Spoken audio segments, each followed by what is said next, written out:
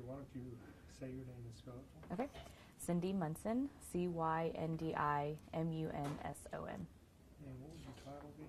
State Representative for House District 85. Okay. Just look at him. Okay. Okay. So I guess you probably already know a little this bit. question, but when you look at this precinct, how do you view it, and what makes it interesting? Yeah, this particular precinct is interesting in that it's changing. It's evolving. So this area, predominantly older residents, residents probably a little wealthier than others live here. Home ownership, so a lot of stability. However, there are younger families who are moving into this precinct. So as families are growing and young people are buying bigger homes or nicer homes, they're moving into this area. It's a quiet and safe area. People are very social. When I was out knocking on doors, people are out running or have their babies in strollers or walking dogs. The neighborhood association's pretty strong, and so they all know each other. They know what's going on. So that makes coming out and campaigning and talking about different issues a little bit easier.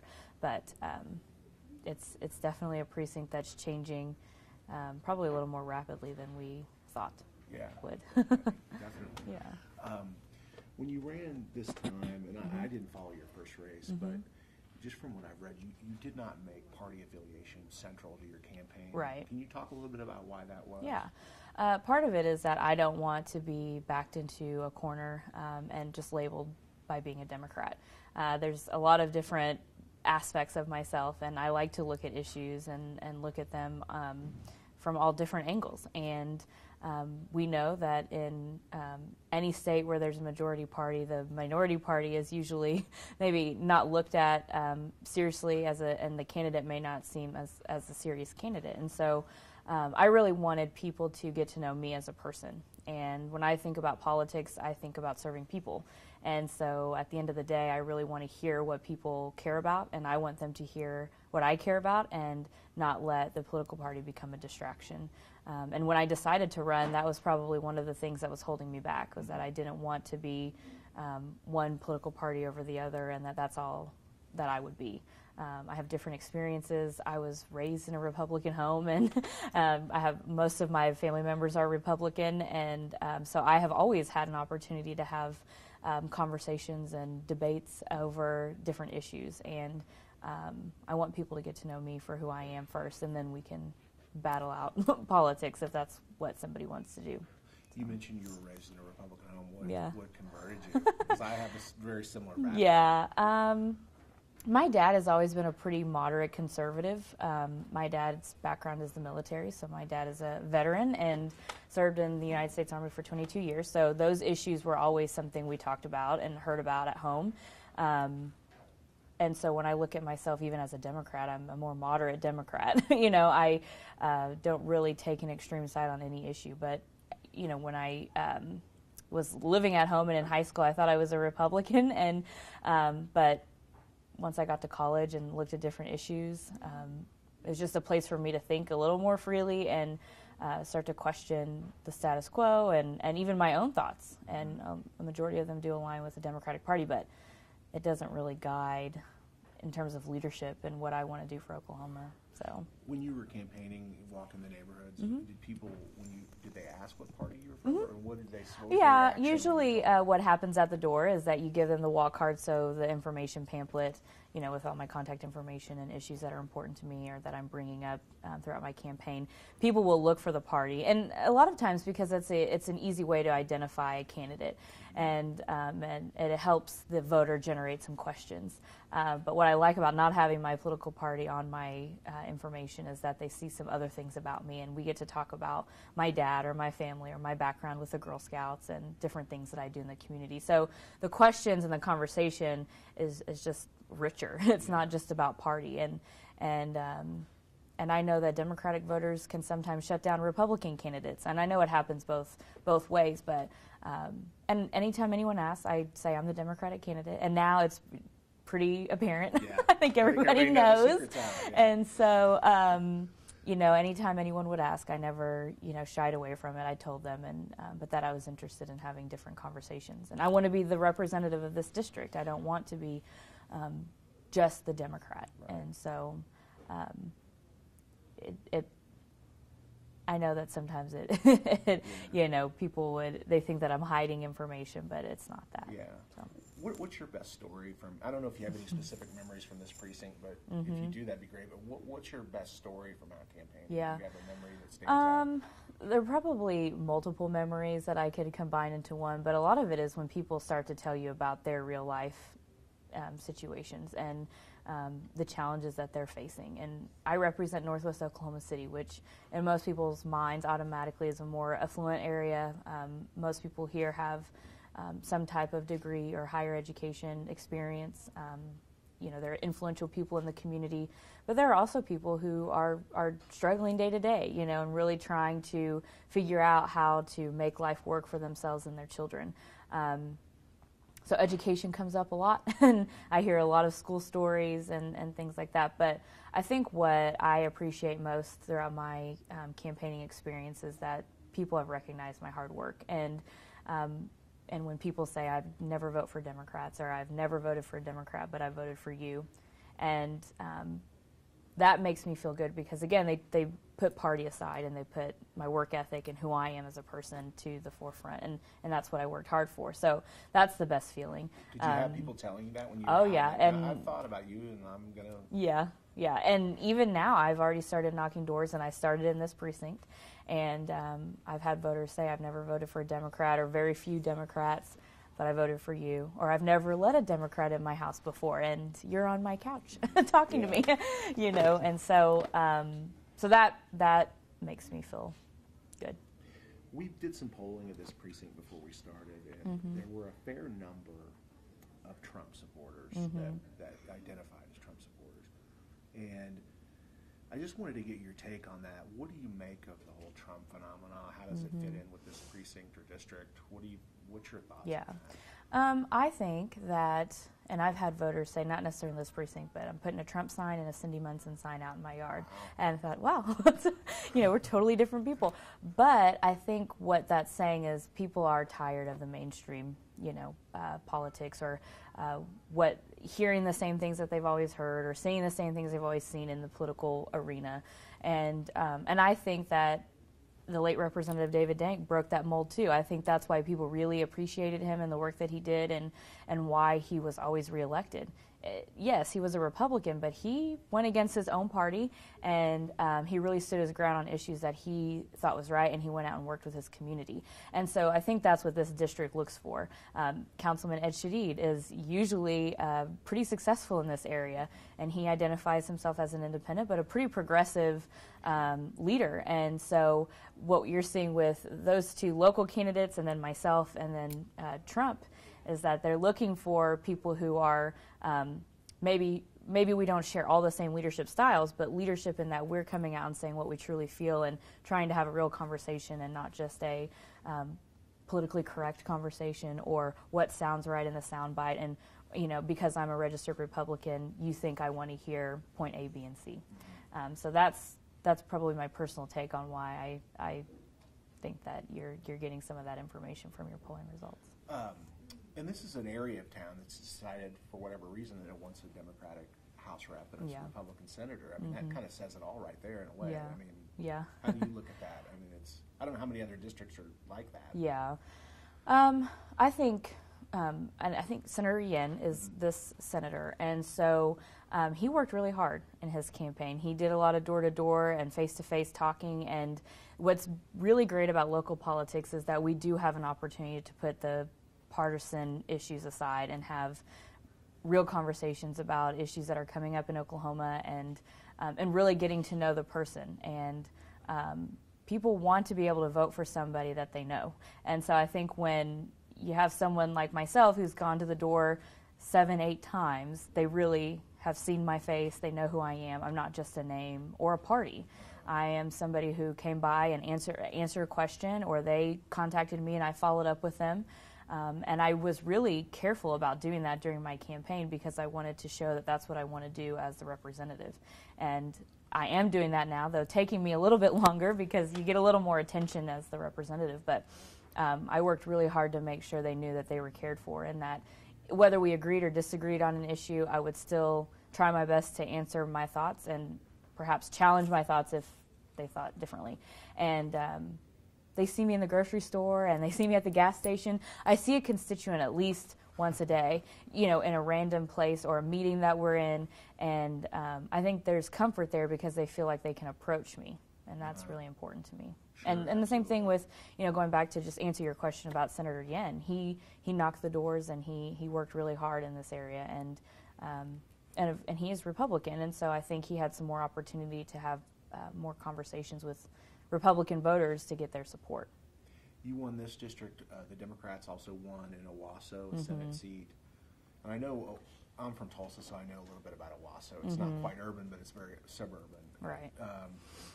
Is there openings for Democrats in this state? Do you feel like maybe, because like when I'm on Facebook, I'm sure you're on Facebook, Yeah. I see my Republican friends complaining about they're complaining about the same issues, Right. essentially.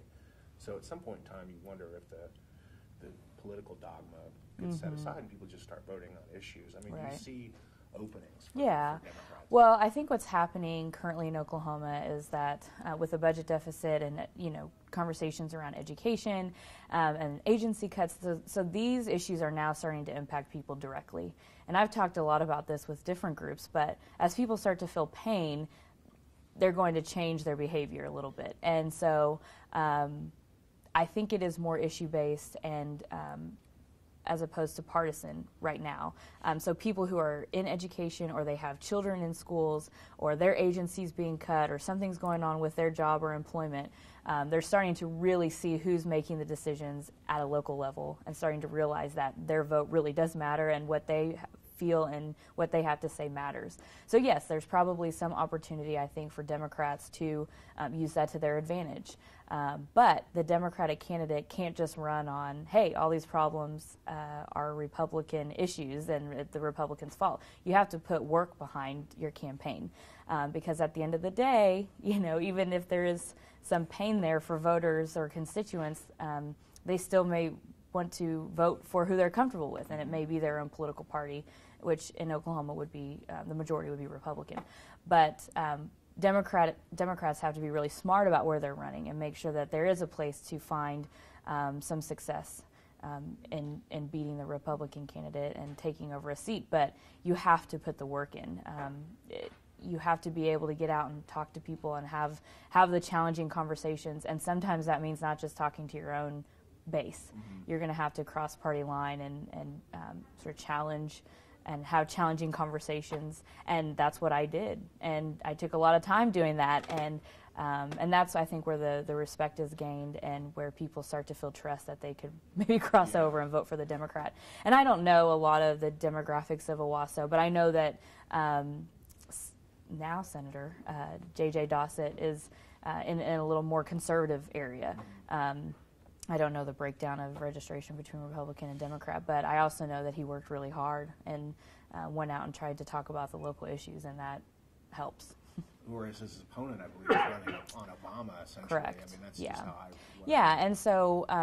And I saw that in this district, having those conversations of comparing, local candidates to the current president or that one person is more liberal than the other. That may work for some voters, but for the most part, the voters in this district are highly informed, and they know what's going on in Oklahoma, and they want to know the candidate for who they are. Those pieces usually end up in the mail, and they don't last on the coffee table for too long. So, do you see a decade ago, Oklahoma? It's still a red state, but a decade ago it was probably just blood red. Do you see different shades? Are we starting to see different shades of red in the state, and specifically in this area? I mean, we've kind of touched on that, but yeah, I think there's a lot of opportunity in urban areas. So Oklahoma City is very unique in that it is in a conservative state. It's still a conservative city, but we have very progressive ideas and views, especially when it comes to development. We can talk about downtown and midtown and how much that's changed just in the last 5 years. A lot of younger professionals are moving to Oklahoma City for different reasons. Yes, the oil and gas industry has brought young people here, but people like myself who grew up in Southwest Oklahoma, but I came to Oklahoma City metro area for college. I went away for grad school, but I wanted to come back to Oklahoma City because I saw this movement of just bringing in restaurants and places to spend, social time with friends and to have entertainment options and things to do outside of being at home. And we're really forward thinking in this city, and we have to thank our mayor and, those leaders who are thinking about what's best for Oklahoma City to keep it growing and moving forward. I have recently met a lot of young professionals from all over the world that love Oklahoma City and they want to stay here. Sometimes the politics of Oklahoma probably rubs them the wrong way, and they like to see more progressive ideas, specifically around public education, because we know that good schools bring good jobs and create good workers to bring the jobs here. And so, but they love Oklahoma, and they love Oklahoma City, and they love the people.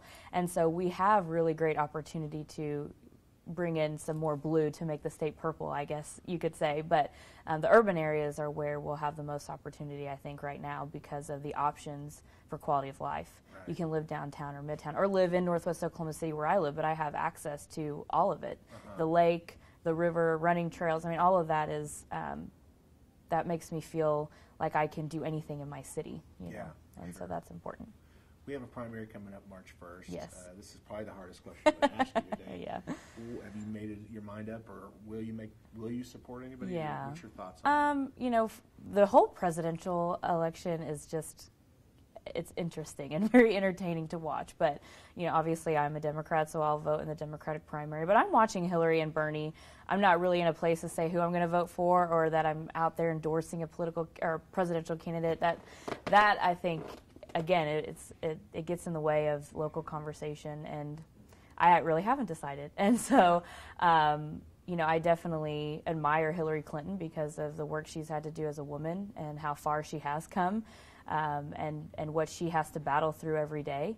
And then Bernie Sanders has some ideas that I could probably get behind, but I don't know that I'm 100% in support of Bernie Sanders. And so I'm still listening and watching just like everybody else. I watch the debates. I listen to the news in the morning, specifically NPR, to hear all the new and crazy ideas. And I'm actually probably more closely watching the Republican primary because there's more options there, and also there's a lot of interesting conversations going on. And I get this question on the doors a lot, and it's the same answer. And it's not to necessarily be political. It's that I don't know, and I think a lot of us don't know. And but I'd like to see what's going to happen on the Republican side with Donald Trump sort of owning the conversation at this moment, but seeing how the other candidates will have a chance to come up from the bottom, and we'll see what happens in Iowa next week. Really exciting. Have you been approached by any of the Clinton campaign or Sanders? No, I don't think I'm.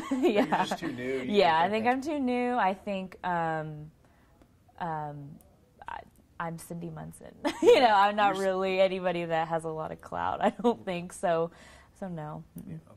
Is this the way? I mean, I'm sure you followed politics for a long time. Yeah. Even as a kid. Yeah. Is this the weirdest presidential campaign you've ever seen? Yeah. I mean, I have. I'll be honest. I watched the in Iowa, I believe, the endorsement of Sarah Palin and of Donald Trump, and it just wasn't. It's not something we've ever seen before, and that's probably where it confuses me a little bit. But and honestly, now that I'm in politics and I'm actually on the other side and I've ran campaigns, I know how frustrating it can be when you're really genuinely trying to have a real conversation about certain issues and perhaps very passionate about a certain issue and would like to find a solution, but the noise and the rhetoric and the hate back and forth and the negativity gets in the way, and it can get frustrating. It can bog a really good politician or a really good public servant down because they feel like there's no way of getting ahead of that kind of noise. Right. And the raising money piece, you